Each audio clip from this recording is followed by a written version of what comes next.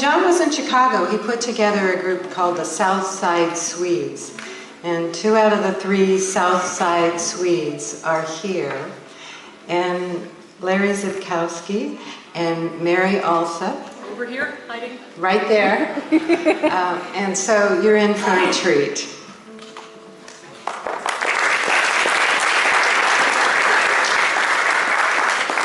Well, John and Carol and the boys sort of temporarily relocated to Chicago back in the late 90s or so. I say temporarily relocated because, of course, a part of them was really always up here. And there was always the draw of the cabin. I mean, you know, to spend a summer without indoor plumbing. The attraction is clear. But also to spend it alongside a lake with loons and bald eagles and things like that is certainly has its attraction. Anyway, John and Carol and the boys moved in, and the apartment that they moved into happened to be right above the apartment that I was living in with my wife Vicki here, and our 2 kids. And these apartments, as a lot of apartments in Chicago have these back porches, and so whether John was out making music on his back porch or I was making music on my back porch, something like that, we found out that there were musicians here. And I had grown up playing in northern Minnesota in dance bands, and I'd also lived in Minneapolis, St. Paul for a while, played with a group called the Ethnic Dance Theater. One of the tunes that we actually played in that group was one called Halsa Dem Darhema, which I'm going to do in just a bit or so. So I knew quite a few of the different tunes, and John and I would just get together and play and mess around. And my joke was, because John was such a good musician, was that our rehearsals usually consisted of me saying, "John, what key is this in?" He'd say D, and that was it. Because we both had played the music long enough that we didn't really have to rehearse it. And the musicians here will know that finding a kindred spirit like that among musicians is something that's very rare and very special. And so I really miss John a lot in that respect. Well, one of the tunes that we ended up doing on our great tour of northern Minnesota in, I think, 2004, we played 4 towns, and it was quite the tour. You can still find the T-shirts, collector's items. But one of the tunes we ended up putting into the program was an arrangement of Halsa Dem Darhema. Now, Halsa is a very well-known song in the Scandinavian community, not the least because it is about being away from home. And for some reason, however, we ended up with me doing a solo arrangement of the tune, and that's what I'll play for you this evening. But in either when we were doing that tour, Mary might remember better than I do, or in some later times when John and I would play together at the Swedish American Museum in Andersonville in Chicago, at that time, John would join in on the second time through. So I'm going to play the tune twice, which is what I usually do. And if you listen very closely, you'll hear him singing the song in English.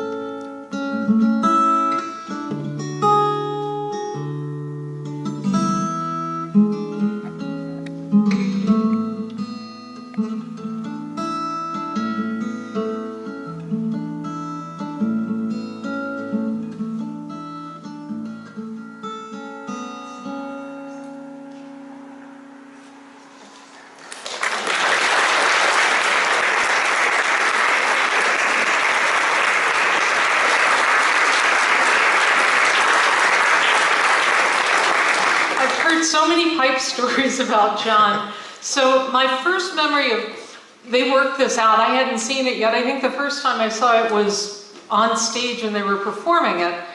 And the lights were a little dimmed and the spot was on Larry. And he starts playing and it's just like, wow, that is so mellow. And then John strolls out with his pipe, kind of in his hand, slaps him on his heel or wherever he slapped it, punched down the tobacco. And then he starts speaking the lines in English. And I'd never heard him spoken. Usually people sing it and get all melodrama and, you know, tear in the...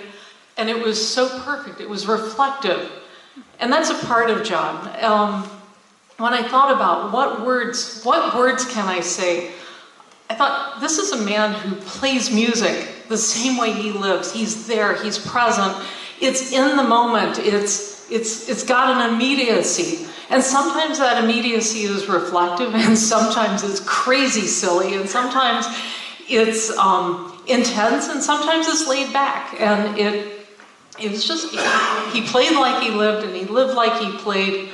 And where he was, for me, so he and Larry meet, kindred spirits, fantastic musicians. I do something else for a living. I don't do music for a living. I play in a band. Someone called me, a mutual friend that I knew just barely, didn't even have any idea he had my phone number. He goes, Mary, there's this North Woodsman named John Berquist. He's coming down to Chicago. You've got to call him. I don't know how he's going to survive in Chicago, but you're playing Scandinavian music, so call him and play music with him. Okay, hello, you don't know me. I play Scandinavian music, and like a week or two later, I don't think hardly any time passed. We were together, and next thing I knew, Mary, we're going to do a band, so here's what we're going to do. And you just sort of sign up for the program, and I'm an introvert. I've got a little quiet, timid side, and John's like, this is what we're going to do, and he'd stretch me. He stretched me as a musician. He stretched me as a person. He showed me how to be out there and present for people like he is, and he's about community. And Carol was right. He would love this tonight. He would just love this.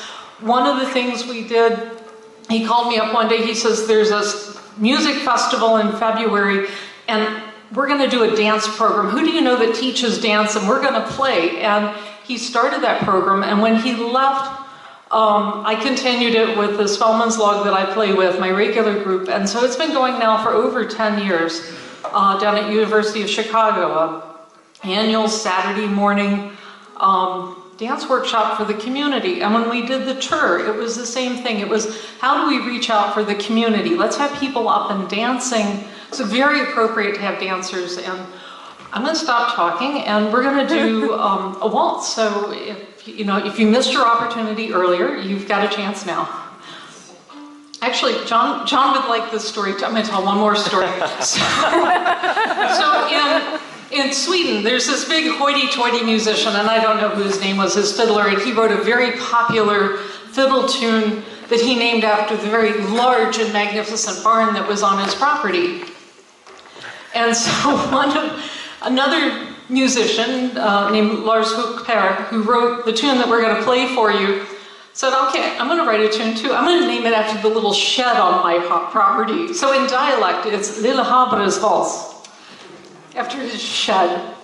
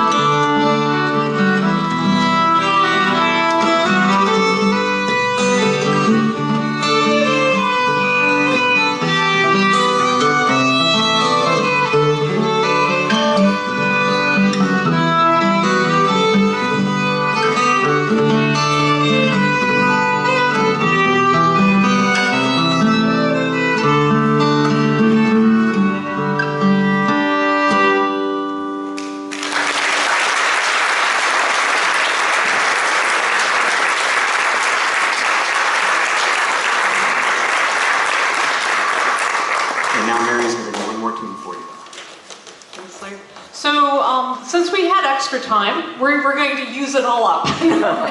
So John liked to share things and to teach people things as well. And he had a Norwegian side. We've been doing all these Swedish tunes and Finnish tunes, and an opportunity came from a friend of mine to go to Norway to play a festival. But we were going to play American music, even though Scandinavian was what we usually did.